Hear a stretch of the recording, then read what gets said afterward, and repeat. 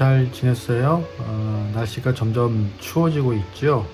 요즘 같은 때에 특히 감기 걸리기 쉬운데 건강하게 잘 지내고 있기를 바라요. 목사님은 요즘 들어 하늘을 보는 일이 참 많아졌어요. 중국에서 미세먼지가 덜 넘어와서 그런지 파란 가을 하늘을 볼 수 있는 날이 많아져서요.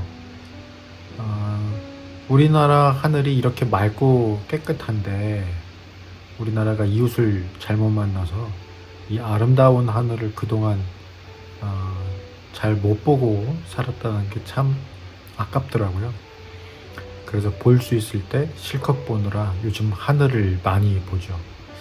지난 월요일에는 대체 공휴일이라서 목사님 어린 두 딸을 데리고 서울 숲을 다녀왔는데 하늘이 맑으니까 그날따라 노을은 또 얼마나 이쁜지 덕분에 정말 행복한 시간을 보낼 수 있었거든요.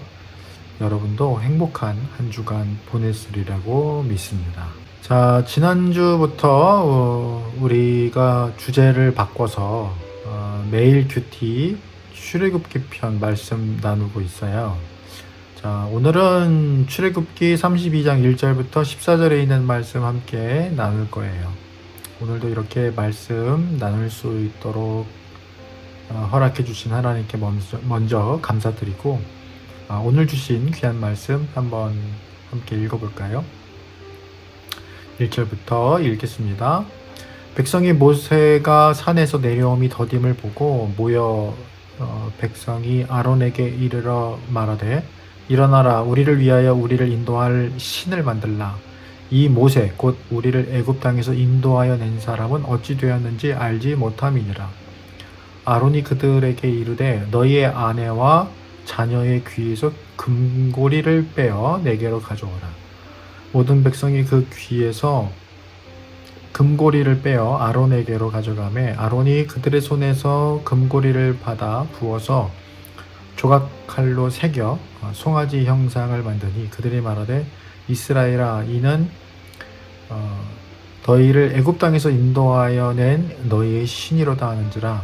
아론이 보고 그 앞에 제단을 쌓고 이에 아론이 공포하여 이르되 내일은 여호와의 절일이니라 하니 이튿날에 그들이 일찍이 일어나 번제를 드리며 화목제를 드리고 백성이 앉아서 먹고 마시며 일어나서 뛰놀더라. 여호와께서 모세에게 이르시되 너는 내려가라. 네가 애굽 땅에서 인도하여 낸 네의 백성이 부패하였도다.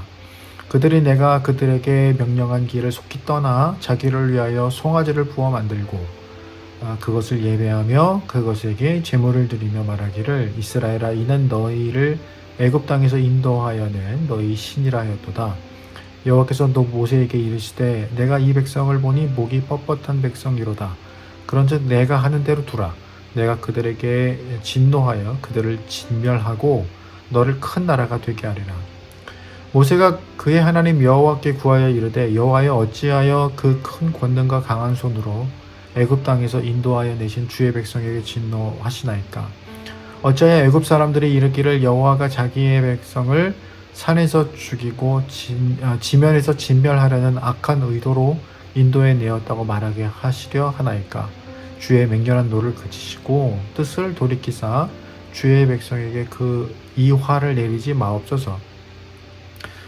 주의 종 아브라함과 이삭과 이스라엘을 기억하소서. 주께서 그들을 위하여 주를 가리켜 맹세하여 이르시기를 내가 너희의 자손을 하늘의 별처럼 많게 하고 내가 허락한 이 온 땅을 너희 자손에게 주어 영원한 기업이 되게 하리라 하셨나이다.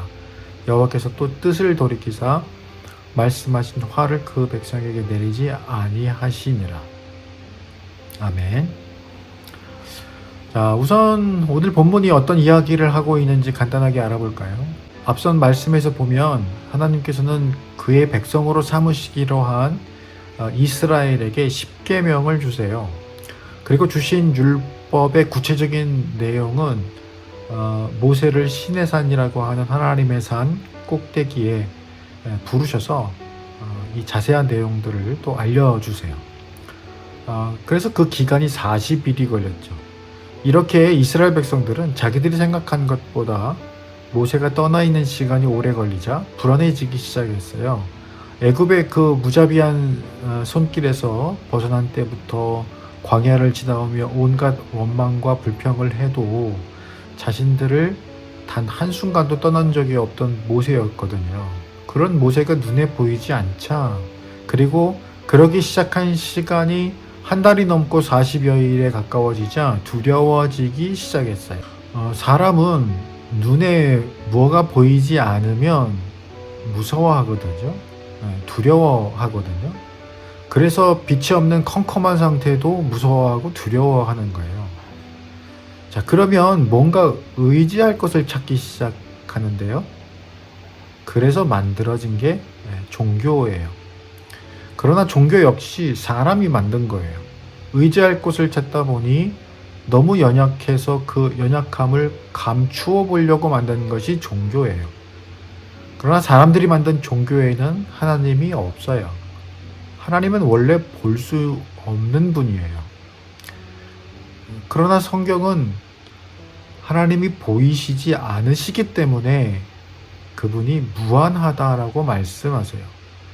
그분의 능력도, 그분의 시간도, 그분의 지식도 무한해요. 인간이 볼 수 없어요. 여러분 그거 알아요? 너무 작은 건 눈에 잘 보이지 않죠. 그래서 현미경이라는 거를 쓰잖아요. 세균이나 바이러스 같은 아주 작은 것들 우리 눈으로 볼 수 없어요. 그런데 너무 큰 것도 볼 수 없어요. 내 눈에 다 들어오지 않기 때문에 볼 수 없는 건데 사람들은 보이지 않는다고 해요. 보이지 않는다고 해서 실체가 없는 게 아니에요. 볼 수 없을 뿐이지. 그러니까 보이지 않으니까 믿을 수가 없대요. 하나님은 너무 크세요. 그래서 무한하다고 말하는 우주조차도 하나님을 담을 수 없어요. 우주도 감당 못하는 하나님을 우리 인간이 그것도 눈으로 보려고 한다고요? 안 보이니까 못 믿겠다고요? 그것처럼 바보 같은 일이 없는 거예요. 하나님은 보이시지 않는 것이 아니라 볼 수 없는 존재예요. 우주도 하나님 앞에선 유한할 수밖에 없어요. 그조차도 하나님이 지으신 것이기 때문이죠. 그렇게 이스라엘은 하나님을 볼 수 있게 만들라고 아론에게 강요했어요. 그리고 자기들이 가지고 있는 금고리를 가져왔고 그것을 녹여서 금송아지를 만들었어요. 하나님께서 이 백성에게 십계명을 주신 건 채 한 달 정도밖에 되지 않았어요. 십계명의 시작 4가지 계명은 뭐라고 하고 있을까요? 너희들 마음대로 우상을 만들어 절하지 말고 형상을 만들지도 말고 하나님의 이름을 거짓되게 더럽히지 말고 안식일을 지키라고 말씀하고 있어요. 그러나 이 짧은 기간에 십계명을 어기고 있어요. 고작 한 달 정도밖에 되지 않았는데 십계명은 하나님께서 이 백성들의 왕이 되셔서 그들의 힘이 되어 주시겠다라고 하는 선언이에요. 이것을 보시고 하나님이 마음 아파하세요. 그리고 9절에 이렇게 말씀하세요. 이들이 목이 뻣뻣한 백성이다. 내게 순종하려 들지 않는다. 나는 그들을 백성으로 받아들여 했지만 그들은 나를 왕으로 인정하지 않는다. 그러니 내가 그들을 버릴 것이다. 그리고 진멸할 것이다. 그리고 모세 너를 통해서 다시 시작할 것이다. 그러자 모세가 어떻게 했죠? 만약 애굽 사람들이 그리고 이 모든 사건을 듣고 지켜본 이방 사람들이 하나님께서 자기 백성들을 애굽에서 구해내셔서 광야에서 죽이셨다는 소식을 들으면 하나님을 뭐라 하겠습니까? 백성들에게 해악을 끼치는 왕이라고 하지 않겠습니까? 다른 이방신들과 별반 차이가 없다고 하지 않겠습니까? 하나님을 위해서라도 이들에게서 분노를 거두어 주세요. 하나님은 모세의 이 기도를 매우 흡족하게 여기셨어요. 왜냐하면 모세가 그만큼 하나님의 마음을 알아들일 정도로 믿음이 자라났기 때문이에요. 모세는 어쩌면 하나님과 직접 교제하고 그분의 말씀을 들었기 때문에 더욱 큰 믿음을 갖게 되었는지도 몰라요. 이처럼 하나님과 교제한다는 것은 매우 감사한 일이에요. 하나님 기뻐하시는 일을 할 수 있는 믿음을 갖게 된다는 것이기 때문이죠. 사랑하는 여러분, 목사님은 여러분이 모세처럼 늘 말씀을 통해 하나님과 교제하는 사람들이 되었으면 해요. 하나님 기뻐하시는 일에 쓰임받는 사람들이 되기를 늘 기도해요. 세상 욕심을 가지고 하나님을 뒷전에 두고 우상을 만드는 많은 이들이 있지요. 우리 친구들은 제발 그런 사람들로 자라지 않기를 바라요. 모세와 같은 늘 하나님 가까이 있는 사람, 그래서 하나님과 늘 깊은 영적 교제를 통해 믿음이 쑥쑥 자라가는 우리 친구들 다 되기를 소원합니다. 기도하겠습니다. 사랑해 주님, 감사합니다. 우리들에게 귀한 말씀을 주셔서 모세와 같이 말씀해 주시고 또 교제할 수 있는 기회를 주시고 우리 늘 가까이에 계셔서 우리 사랑하는 친구들의 기도를 들으시고 늘 눈동자와 같이 지켜 보호해 주셔서 감사합니다.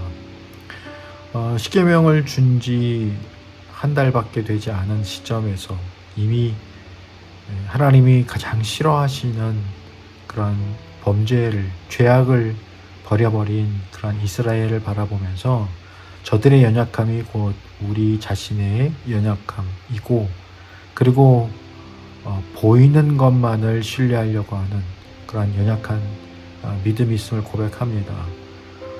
우리가 더욱더 하나님의 말씀을 통하여서 눈에 보이지 않지만, 볼 수 없지만 영원하신 하나님을 의지하고 하나님만 따라가는 우리 사랑하는 친구들 될 수 있게 도와주세요.